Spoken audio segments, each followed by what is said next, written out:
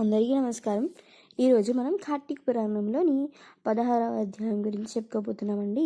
స్తంభ దీప ప్రశంస. వశిష్ఠుడు చెబుతున్నాడు, ఓ రాజా, కార్తీక మాసము దామోదరునికి అత్యంత ప్రీతికరమైన మాసము. ఈ మాసమందు స్నాన దాన వ్రతాదులను చేయుట, సాలగ్రామదానము చేయుట చాలా ముఖ్యము. ఎవరు కార్తీక మాసమందు తమకు శక్తి ఉన్న దానము చేయరో అట్టివారు రౌరవాది నరక బాధలను పొందుతారు. ఈ నెల దినములు తాంబూల దానము చేయువారు చక్రవర్తిగా పుడతారు. ఆ విధంగానే నెల రోజులలో ఏ ఒక్క రోజు విడవకుండా తులసి చెట్టు గద్ద కానీ భగవంతుని సన్నిధిలో కానీ దీపారాధన చేయడం వల్ల సమస్త పాపాలు తొలగి వైకుంఠ ప్రాప్తి కలుగుతుంది. కార్తీక శుద్ధ పౌర్ణమి రోజున నదీ స్నానం ఆచరించి భగవంతుని సన్నిధి యందు ధూప దీప నైవేద్యములతో దక్షిణా తాంబూలాలను నారికేల ఫలదానము చేసిన వారికి, చిరకాలము నుండి సంతానం లేని వారికి పుత్ర సంతానం కలుగుతుంది. సంతానము ఉన్నవారు చేసినచో సంతాన నష్టము జరగదు. పుట్టిన బిడ్డలు చిరంజీవులై ఉంటారు. ఈ మాసంలో ధ్వజస్తంభమునందు గాని ఆకాశ దీపము నుంచి ఉంచిన వారికి వైకుంఠమున సకల భోగాలు అనుభవింతురు. కార్తీక మాసమంతయు ఆకాశ దీపము గాని స్తంభదీపము గాని ఉంచి నమస్కరించినచో స్త్రీ పురుషులకు సకల ఐశ్వర్యాలు కలిగి వారి జీవితము ఆనందదాయకం అవుతుంది. ఆకాశ దీపము పెట్టువారు సాలిధాన్యం గాని నువ్వులు గాని ప్రమిద అడుగున పోసి దీపము ఉంచవలెను. దీపం పెట్టడానికి శక్తి ఉండి కూడా దీపం పెట్టని వారు, లేక దీపము పెట్టువారిని పరిహాసము ఆడువారు చుంచు జన్మ ఎత్తుతారు. ఇందులో ఒక కథ కలదు, చెప్పెద వినుము. దీపస్తంభము విప్రుడగుట ఋషులలో అగ్రగణ్యుడును అయిన మాతంగ మహాముని ఒక చోట ఆశ్రయాన్ని ఏర్పరచుకొని ఆ ఆశ్రమంలో దగ్గరలో నౌక విష్ణు మందిరాన్ని కూడా నిర్మించుకొని నిత్యము పూజలు చేస్తూ ఉండేవాడు. కార్తీక మాసంలో ఆ ఆశ్రమము చుట్టుప్రక్కల మునులు కూడా వచ్చి పూజలు చేసేవాళ్ళు. వారు ప్రతిదినమున ఆలయ ద్వారాలపై దీపాలు వెలిగించి కడు భక్తితో శ్రీహరిని పూజించి వెలుచుండేవాళ్ళు. ఒకనాడు మునులలో ఒక వృద్ధుడు తక్కిన మునులను చూచి, ఓ సిద్ధులారా, కార్తీక మాసములలో హరిహరుదులు ప్రీతి కొరకు స్తంభదీపమును ఉంచినచో వైకుంఠ ప్రాప్తి కలుగుతుంది. మనకందరికీ తెలిసిన విషయమే కదా. రేపు కార్తీక శుద్ధ పౌర్ణమి.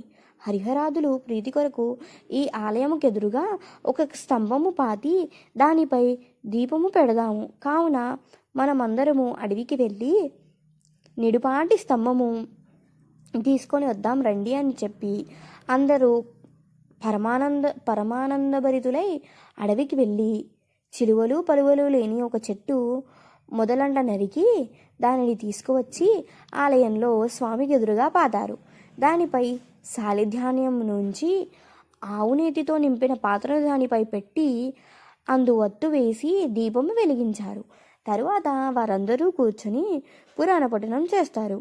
పిలపిలమని శబ్దము వినిపించినది. అటు చూడగా వారు పాతిన స్తంభము ముక్కలై పడి దీపము ఆరిపై చెల్లా చెదరై పడిపోయింది. ఆ దృశ్యము చూసిన వారందరూ ఆశ్చర్యముతో నిలబడ్డారు. అంతలో ఆ స్తంభము నుండి ఒక పురుషుడు బయటికి వచ్చాడు. వారు అతన్ని చూచి, ఓయి, నీవెవరు? నీవి స్తంభము నుండి ఎలా వచ్చావు? నీ వృత్తాంతం ఏంటి అని ప్రశ్నించారు. అంత పురుషుడు వారందరికీ నమస్కరించి, పుణ్యాత్ములారా, నేను క్రిందటి జన్మయందు ఒక బ్రాహ్మణుడను, ఒక జమీందారుని. నా పేరు ధనలోభుడు. నాకు చాలా ఐశ్వర్యం ఉండేది.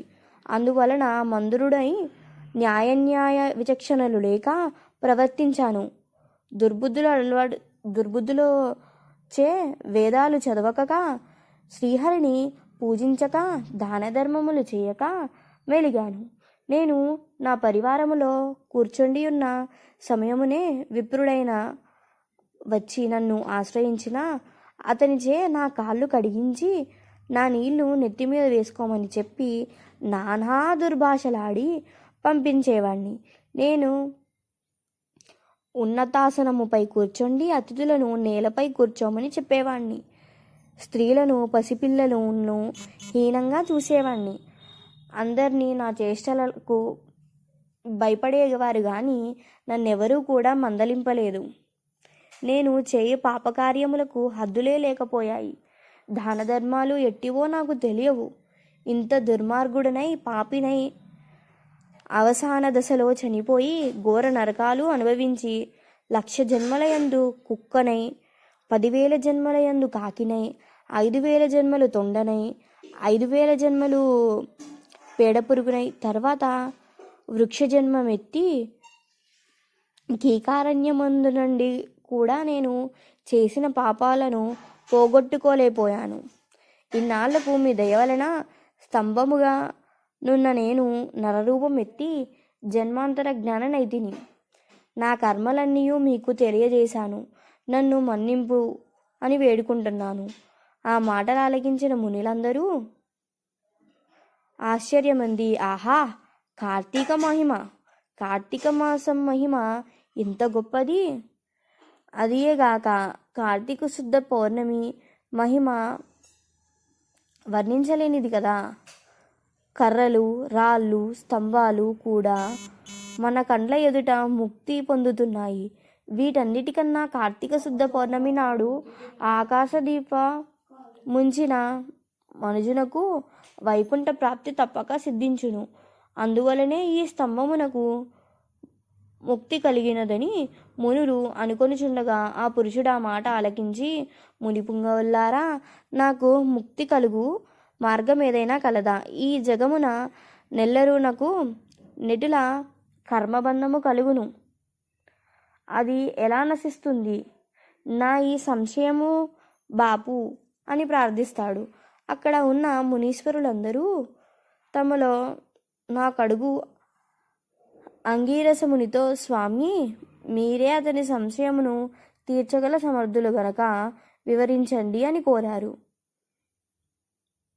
అంత నాంగీరసుడు చెప్పుకున్నాడు. షోడశోపాధ్యాయం 16వ రోజు పారాయణం సమాప్తం. ఓం నమ శివాయ. హర హర మహాదేవ, శంభో శంకర. విన్నారు కదండి ఈ కథలో మనకి నీతి. ఇన్నాళ్ళు మనము ఆకాశ దీపం అనుకున్నాము, కానీ మనకి స్తంభ దీపం కూడా ఉంటుందని ఈ కథ ద్వారా మనకి తెలిసింది. దానివల్ల ఎంతటి పుణ్యం వస్తుందో, అలాగే ఆ చెట్టు మొదల్లోంచి ఒక పురుషుడు రావడం అనేది చూశారు కదండి. ఈ కార్తీక మాసం అనేది ఒక మహిమాన్వితమైన మాసము. ఇలాగే మనము ప్రతిరోజు ప్రతి ఒక్క అధ్యాయంలో మనము ఒక్కొక్క పుణ్యాన్ని తెలుసుకుంటున్నాము. ఇది తెలుసుకోవడం వల్ల మనకి ఎంతో పుణ్యం కలుగుతుంది. కావున మనం కూడా ఇతరులకు కథ వినిపించడం కానీ, లేదా మనం కథ చదవడం కానీ, మనం చదివింది ఇతరులకు చెప్పడం వల్ల కూడా మనం పుణ్యార్జన చేసుకుంటున్నామంటే, ఇది కూడా మనం కార్తీక మాసంలో చేస్తున్నామంటే అది మనకు ఎంతో పుణ్యాన్ని కలిగిస్తుందని చెప్పేసి మనం ఇదివరకు చెప్పుకున్న అధ్యాయాల్లో కూడా విన్నాం. కావున మీరు కూడా ఈ పురాణాన్ని విని ఈ వీడియోని ఇతరులకు షేర్ చేస్తారని కోరుకుంటున్నాను. షేర్ చేసి మీరు కూడా పుణ్యార్జన చేసుకోవాల్సిందిగా కోరుకుంటున్నాను. అలాగే ఈ కథలో నేను ఎటువంటి తప్పులు చెప్పినా కూడా మీరు నాకు కమెంట్ సెక్షన్లో మెన్షన్ చేయండి. నేను ఖచ్చితంగా మరొకసారి ఇలాంటి తప్పులు జరగకుండా చూసుకుంటాను. జై శ్రీరామ్, జై శ్రీమన్నారాయణ. ఓం నమ శివాయ. నమః పార్వతీపతయే. హర హర మహాదేవ. శంభో శంకర.